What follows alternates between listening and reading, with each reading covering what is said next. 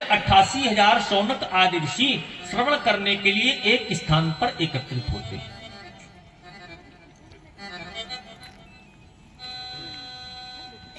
ये जो ऋषि है ना, किसी की उम्र 1000 वर्ष है, किसी की 10,000 वर्ष है, कोई तो कई युगों से भगवान का सत्संग कर रहा है। इतनी इतनी उम्र वाले हैं, लेकिन अभी भी कथा श्रवण करने के लिए बैठे हैं। इनमें बड़े बड़े विद्वान भी हैं, ऋषि हैं, संत हैं, लेकिन उनको आनंद प्राप्त करना है, और आनंद प्राप्त करने के लिए भगवान की कथा श्रवण करना आवश्यक है। उसी समय उन शौनक आदि 88,000 ऋषियों के बीच में एक परम विद्वान संत श्री सूत जी महाराज का आगमन होता है। बोलिए सूत जी महाराज की जय। सूत जी की उम्र कितनी है? 20 वर्ष। और उन सभी संतों की, ऋषियों की किसी किसी की उम्र बता रहे हैं ना, कि कई कई युग बीत गए। लेकिन जैसे ही सूत जी का आगमन हुआ उस सभा में, वैसे ही जितने भी ऋषिगण थे सभी अपने स्थान से उठ के खड़े हो गए, हाथ जोड़।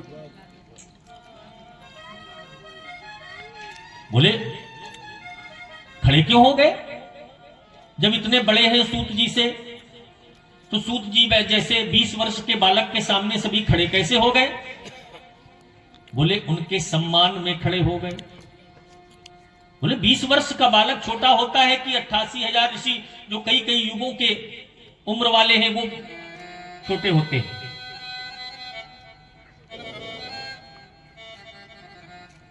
तो हमारे संत कहते हैं, विद्वान कहते हैं, धन वृद्धा बल वृद्धा आयुर्वृद्धा तथैव च ते सर्वे अपि ज्ञान वृद्धाश्च किंकिरा शिष्य किंकिरा। धन में जो बड़ा है वो बड़ा नहीं है,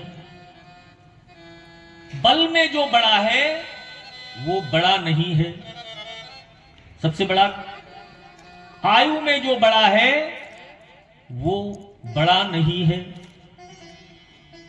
ते सर्वे अपि ज्ञान वृद्धाश्च, बड़ा क्या है? ज्ञान सबसे बड़ा है।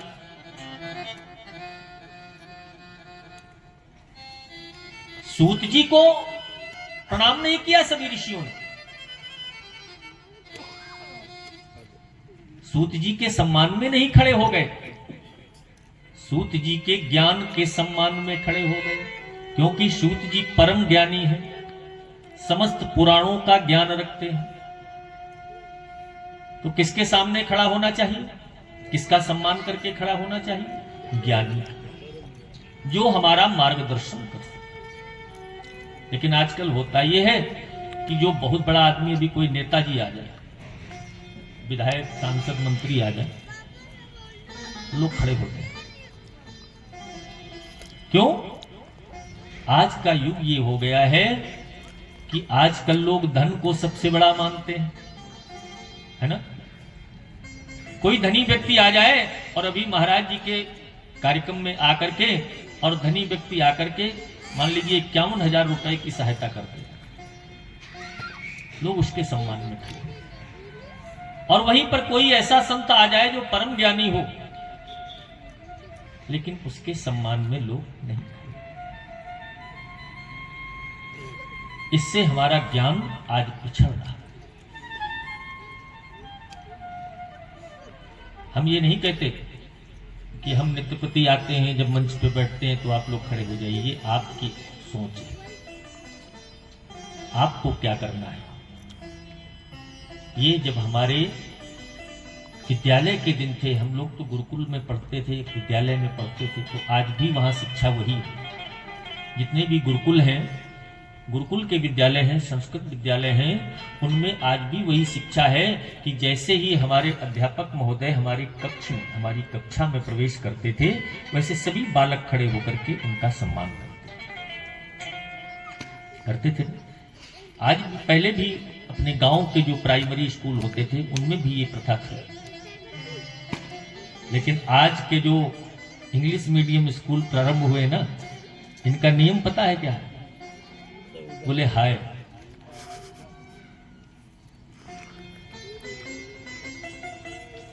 है ना? क्या कहते हैं? Good bye. गुड बाय माने क्या होता है? क्या होता है हम तो जानते नहीं परीक्षित जी, नहीं पता। अच्छा लगा, हमें अच्छा लगा कि आपको भी नहीं। ये जो पाश्चात्य शैली है, पश्चिम देशों की सभ्यताएं हैं, ये हमारे ऊपर आज हावी है। कोई बुरा मत मानिएगा कि व्यास जी ऐसा कह रहे थे। हमें ध्यान है कि एक समय हमारे गांवों की, हमारे क्षेत्रों की जो हमारी सनातन सभ्यताएं थीं, उन सभ्यताओं में पुरुषों के शरीर में कम वस्त्र होते थे और हमारी माताओं के शरीर में अधिक वस्त्र होते थे। लेकिन आज नियम में परिवर्तन हो गया। पाश्चात्य शैली ने हमारी समाज को बिगाड़ के रख दिया। आज हमारे पुरुषों के शरीर में तो पूरे शरीर में वस्त्र होते हैं, लेकिन हमने देखा कि हमारी नारियों की जो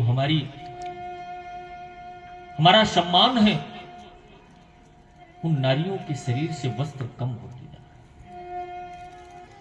आप देखिए टीवी में, पिक्चरों में, आजकल तो रील बना बना के लोग डालते हैं।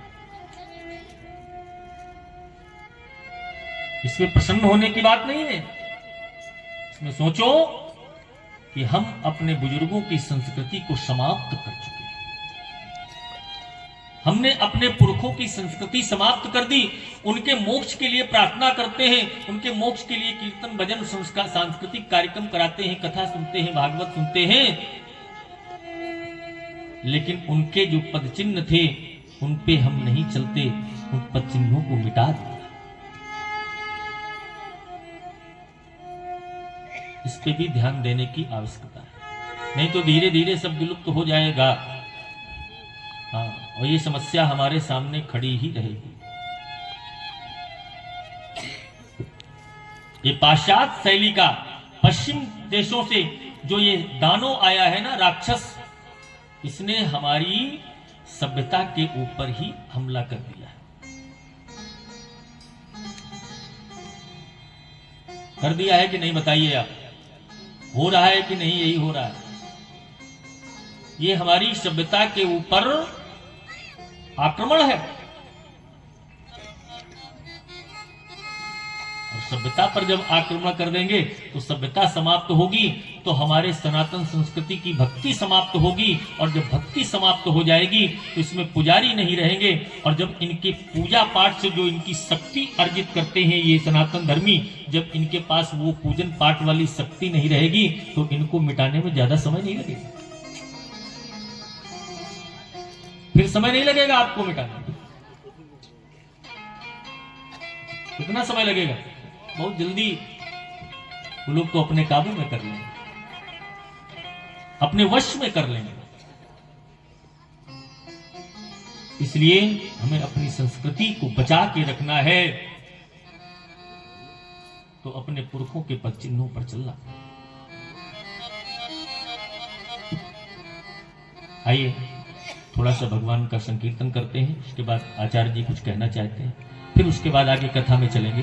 क्योंकि कथा तो आपने पिछली बार भी सुनी है, लेकिन कथा से संबंधित कुछ बातें हैं जिनको हम सुनाते रहते हैं, और इनको सुनने से आपके जीवन में जागरूकता आएगी, और जागरूकता आएगी तो हमारा सनातन धर्म दिनों दिन वृद्धि की ओर जाएगा। एक धर्मोपदेशक का कार्य यही है कि अपने